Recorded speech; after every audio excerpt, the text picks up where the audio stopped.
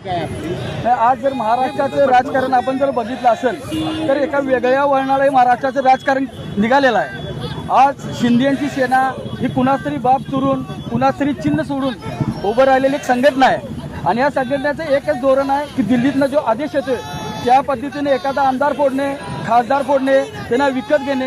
आज परवा राज ठाकरेंचं स्टेटमेंट जर तुम्ही बघितलं असेल तर आज विक्री चालू आहे आणि जर ही विक्री बंद करायची असेल तर आज आमच्यासारखा शिवसैनिक जोपर्यंत रस्त्यावर उतरणार नाही आणि यांना दाखवणार नाही की तुमचं जे चाललेलं आहे हे सगळं बंद पाडल्याशिवाय आम्ही गप्प बसणार नाही।